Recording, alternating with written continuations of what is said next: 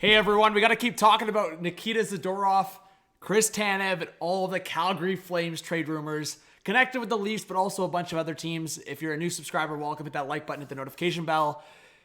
There's a lot of interesting stuff happening here, and I feel like with the Leafs, it's kind of been an ongoing rumor since Friedman talked about it, and Saravelli put out some reports, and just kind of all across the board.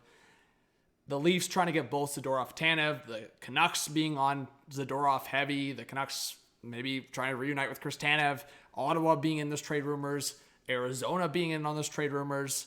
Arizona's had a pretty decent start to the year, and they could use a defenseman. There's also been rumors, I think the 32 Thoughts brought it up, that they were heavy on Noah Hannafin at one point. I don't know if that's still active. And then at one point, Noah Hannafin was actually willing to re-sign with Calgary, and then obviously they've had a bad start to the season. So there's just a lot of stuff around about the defenseman, but the Leafs are trying to get one of Zadorov, Tanev, or both. And Eric Francis brought this up as the hockey world tries to piece together various pieces that can make a Leafs trade for a Flames defenseman possible. Consider the fact that Toronto farmhand Nick Abruzzese was Matt Coronado's setup man at Harvard 2 seasons ago. So right now, Nick Abruzzese, who is just the AHL Player of the Week, I believe, is playing with the Toronto Marlies, so the AHL team in Toronto.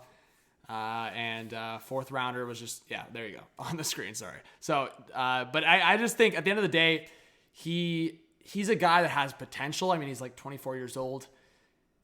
He's not going to be the major piece in the trade, but at the same time, if it's just Zadorov, I feel like people need to remember Zadorov's not like this star. He's huge. He's massive. He's a beast. And he's going to bring value, but also at the same time, you're not giving up a first-round pick for Zadorov in just that sense. Like, if you do that, where you're just getting Zadorov as the main piece and you give up a first-round pick, you are a dummy. And I'd be on that right away. And I know this is coming from a Leaf fan, but I was also just looking into comparables. I actually forgot who tweeted it out, but someone had tweeted out comparables at the last few trade deadlines for second-round picks and third-round picks. And Zadorov probably fits in the middle of that, right? Like, there's been like third-round picks for guys like Edmondson, for Luke Schenn. And I would actually argue that guys like Edmondson and Schenn have been more productive consistently than a guy like Zadorov. Yes, Zadorov probably just brings more of a presence than those guys, but I feel like Schenn was more consistent last year down the stretch than Zadorov has been. Maybe Zadorov brings more offense. I think that's probably where you get Zadorov and more skating ability. So I do think at the best case scenario, you're getting a second-round pick for Zadorov. If you're talking best case, a second-round pick. Remember, Luke Schenn got a third.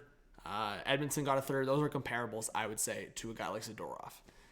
So best case scenario, Zadorov gets a second.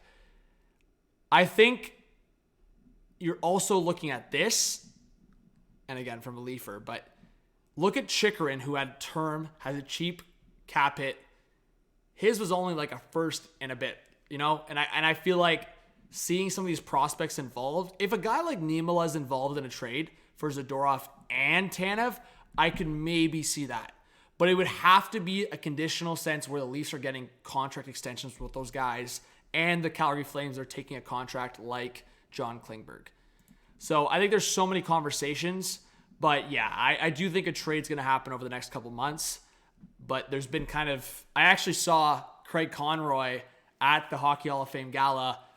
Guy was talking to way too many people, so I wasn't trying to get a direct source. He definitely would have denied me from anything I was going to ask. But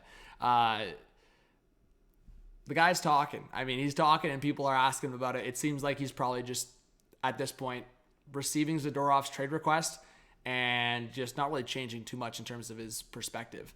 So kind of looking at, I want to just look at this here for a second. This was kind of like a trade structure. And maybe there's a prospect coming from the Leafs. But in terms of a 3-for-3 or a 2-for-2, there's been a lot of conversation that one of the two contracts of either Brody or Klingberg or both would go to Calgary.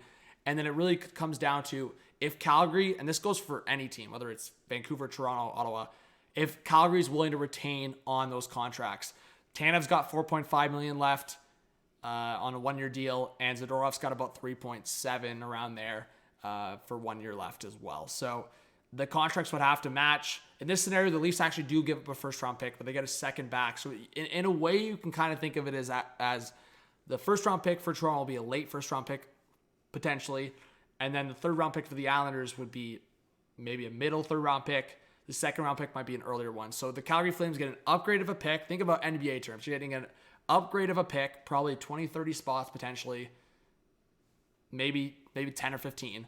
And then you're also getting a third round pick on top of that, and you're getting Abruzzese with some potential. Yeah, the Leafs might have to throw another prospect in there. But at the end of the day, you can't think of like Tanev and Zadorov as these significant upgrades over a guy like Brody. So if Brody's involved in this deal, Calgary's still getting a very capable top 4 defenseman back. And that's where I think it really depends on who's involved. If it's just Klingberg, I think that changes things. And I think a guy like Niemela could be involved in this trade. If you're getting Tanev and Zadorov, then I think maybe it's draft picks, Niemela, and then Klingberg as the dump to get maybe Tanev and Zadorov at one of those guys retained. But I just wanted to look at a potential forward group. And if you made a trade like that I just showed, 23-man roster, you got cap space, you've got Bobby McMahon in there, you got a nice forward group, and then finally you've got a great-looking defense group. Look at that. Riley Tanev, McCabe Zadorov as the physical second pair, Giordano Legason.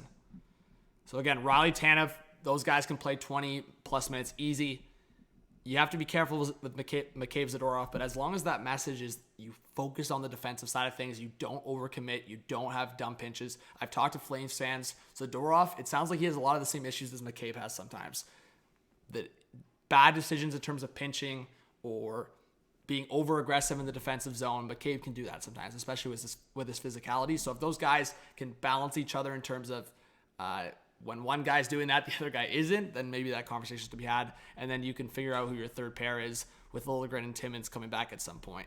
And maybe at some point, if Timmins is really making strides when he comes back, same with Liljegren, maybe you do like Zadorov and Liljegren together and McCabe and Timmins or vice versa.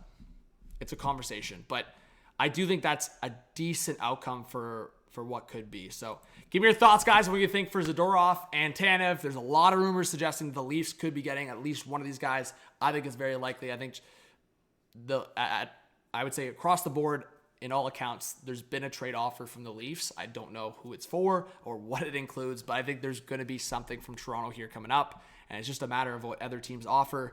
But I think between Zadorov, Tanev, and Hanifin, I'm very confident 2 of those guys will be gone, maybe all 3. So we'll see you in the next video. Give me your thoughts. Talk soon. Peace.